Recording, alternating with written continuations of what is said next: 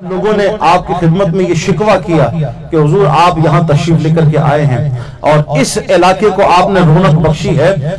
7 आतश परस्त हैं जिन्होंने लोगों के अकीदों को कमजोर करना शुरू कर दिया और कमजोर अकीदे के मुसलमान उनकी रियाजतों को देखकर, उनके मुजाहिदों को देखकर, उनकी शोबेबाजियों को देख करके वो मुतासिर हो जाते हैं, उनके करीब आते हैं। हुजूम लगा हुआ है वो आतश परस्त ने जो आग की पूजा करने वाले हैं। आतश परस्त कहते हैं बेसिकली आग की पूजा करने वाले, जो आग को अपना खुदा समझते हैं। लोगों ने हाथ जोड़ करके ख्वाजा गरीब नवाज अलैहि रहमत से अर्ज़ की कि खुदा के वास्ते हुजूर हमें इस फितने से निजात दिलाइए। ये आतश परस्त ने मुख्तलिफ अंदाज से अपनी रियाजतों के जरिए लोगों को कन्विंस करते हैं। भाई कोई आतश परस्त है जो जमीन के अंदर धंसा हुआ है, सारा का सारा जमीन में धंसा हुआ है, सिर्फ उसका चेहरा और उसकी गर्दन जमीन से बाहर है। कई हफ्तों के बाद चंद घूंट पानी के उसके मुंह में डाल दिए जाते हैं या कई महीने गुजर जाने के बाद कुछ लुकमे उसको खिला दिए जाते हैं और वो अरसे दराज तक यूं ही भूखा प्यासा रहकर अपनी रियाजतों के अंदर मशगूल है। कोई आतश परस्त है जनाबे वाला वो उल्टा जमीन के अंदर घुसा हुआ है, सिर्फ टखने और पांव के पंजे उसके जमीन से बाहर हैं। लोग हैरान है कैसा हब्से दम का ये माहिर है कि बगैर कुछ खाए पिए एक अरसे दराज से उल्टा जमीन के अंदर धंसा हुआ है, बड़े फन का माहिर है। सो वो आतश परस्त मुख्तलिफ शोबेबाजियों के जरिए लोगों के ईमानों को मुतज़्ज़ल कर रहे थे। लोगों ने दरखास्त की कि हुजूर कुछ करम फरमाइए और इस मुसीबत से हमें अभी जान छुड़ाइए। मैंने अर्ज की कि अल्लाह वालों का अंदाज़ तबलीग और लोगों से बिल्कुल मुख्तलिफ होता है। ख्वाजा गरीब नवाज अलैहि रहमत अपनी जगह से खड़े हुए और आप चल पड़े। कहा किस दरिया के किनारे बैठे हैं, मुझे वहां ले चलो।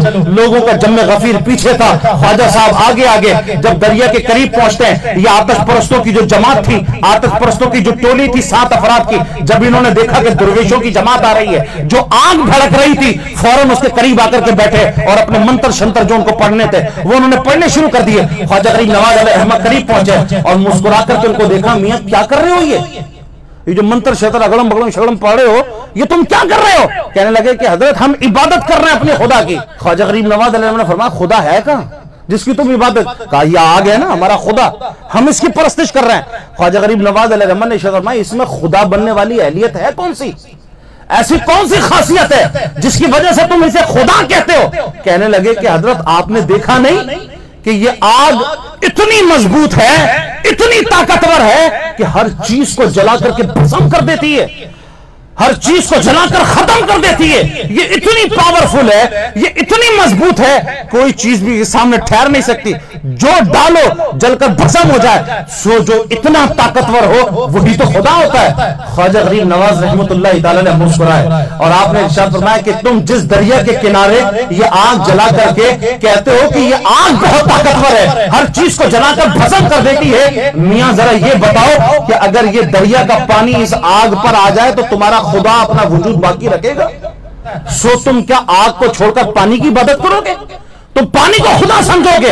एक बुढ़ा आतश परस्त अपनी जगह से खड़ा होगा और अपनी झेम मिटा करके कहने लगा, हजरत बात दरअसल यह है कि आप ठीक कह रहे हैं, पानी आग से ज्यादा ताकतवर है, लेकिन जो आग का अजाब है वो हर एक अजाब से ज्यादा शदीद है। लोग पानी में डूब के भी मरते हैं, आग में जल के भी मरते हैं, और अंदाज से भी मरते हैं, लेकिन और अंदाज से जो जनाबे वाला मरते हैं वो अजियत इतनी शदीद नहीं होती जितनी आग में जलकर अजियत ज्यादा होती है। आग में जलने वाले को तकलीफ ज्यादा होती है। हम इस आग की इबादत करते हैं ताकि आग के शर से बच जाएं, आग की तकलीफ से बच जाएं, ये आग हमसे राजी हो जाए और ये अपनी जनाबे वाला जो इसका शर है हम उससे महफूज हो जाएं। हुजूर ख्वाजा गरीब नवाज अलैहि ने फरमाया कितने अरसे से रियाजत कर रहे हो, कितने अरसे से आग की इबादत कर? किसी को 70 साल, किसी को 80 साल, कोई इतने साल से इबादत करने लगा।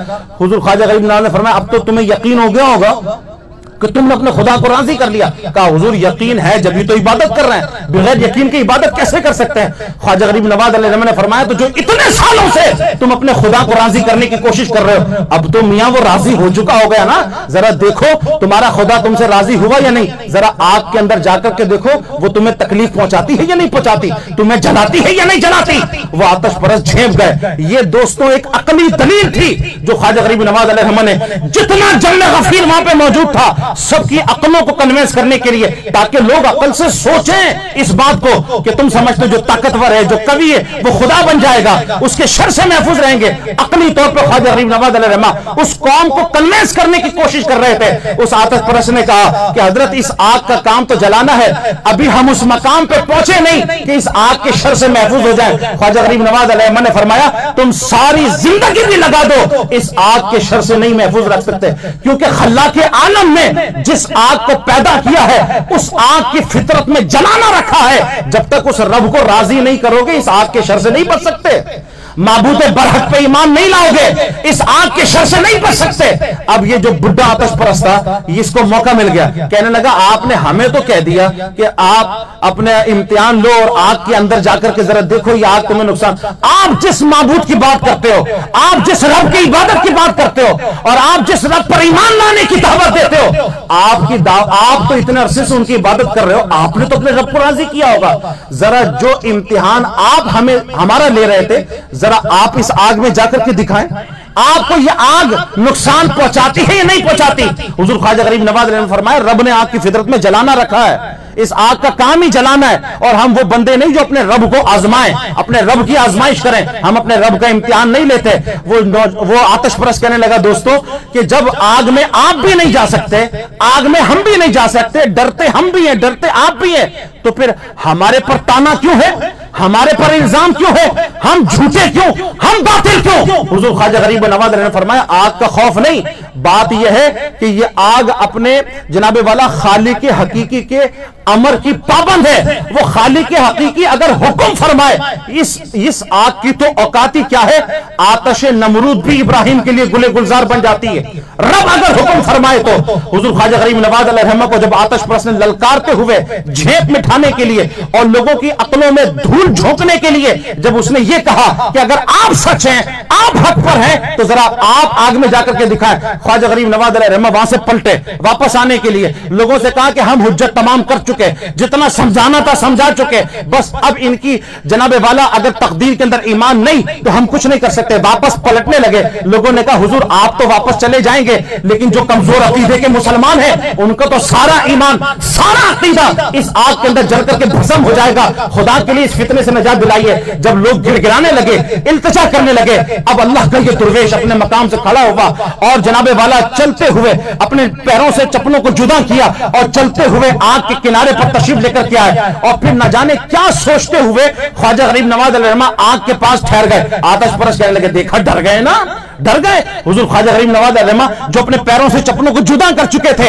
आग के करीब जाकर के खड़े हो गए। फिर पलट करके आपने अपने मुरीद से इरशाद फरमाया, अपने खादिम को हुक्म दिया कि जरा मेरी चप्पलों को उठाओ और चप्पलों को उठाने के बाद इस आग के अंदर डालो। खादिम ने हुक्म पाते ही अपने हाथ से उन चप्पलों को उठाया और चप्पलों को उठाने के बाद ख्वाजा गरीब नवाज अलैहि रहमा की नाले ने अक़दस को उस भड़कती हुई आग के अंदर डाल दिया। दोस्तों बात को मुख्तसर करूं, चश्मे फलक ये मंजर देख रहा था कि ख्वाजा गरीब नवाज अलैहि रहमा की जूतियां आग के अंदर थी, लेकिन जैसी फेंकी गई वैसी सलामत थी। लोगों की अकलें दंग थी कि जूतियां वैसी की वैसी आग के अंदर मौजूद थी। अल्लाह पर ख्वाजा गरीब नवाज अलैहि रहमा ने सारी कौम को मुखातब करते हुए इरशाद फरमाया, मैं चाहता अपने रब के इज़्न से खुद भी इस आग के अंदर जा सकता था। इस आग की मजाल नहीं कि फकीर के बदन को नुकसान पहुंचाए या इस बदन के ऊपर जो पैराहन मौजूद है उस पैराहन को नुकसान पहुंचाए। मैं बताना चाहता हूं कि अगर जूतियों को फकीर से निस्बत हो जाए तो ये आग तो फकीर की जूती को भी नुकसान नहीं पहुंचा सकती।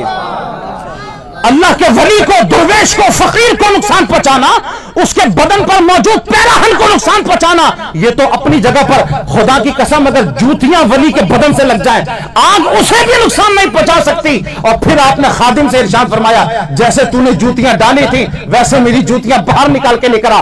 उससे ज्यादा हैरत अंगेज मंजर यह था कि वो खादिम आगे बढ़ा। पहले तो जूतियां आग की जानिब उछाल दी थी, लेकिन अब जब आगे बढ़ा आग के अंदर हाथ डाले, जूतियां उठाई, बाहर निकाली। दुनिया ने यह मंजर देखा कि अगर निस्बत जूती को अल्लाह के वली से हो जाए आग उसे भी नुकसान नहीं पहुंचाती। अगर मुरीद को शेख से निस्बत हो जाती है तो आग उस मुरीद को भी नुकसान नहीं पहुंचाती। और जब मुरीद की शान यह है, मुरीद का मकाम यह है, तो ईमान से बताना सुल्तान हिंद का मकाम क्या होगा। ख्वाजा गरीब ना तो मुजाहिद तलवार के जरिए दीन की खिदमत करता है, मुफ्ती फतवा नवीसी के जरिए दीन का प्रचार करता है, खतीब खिताब के जरिए, मुकर्रिर तकरीर के जरिए, लेकिन अल्लाह वाला जब तबलीग के मैदान में आता है, दावत इरशाद का काम करता है, एलाए कलिमतुल हक का अलम उठाता है, तो फिर उसका अंदाज़े तबलीग बिल्कुल मुख्तलिफ हुआ करता है।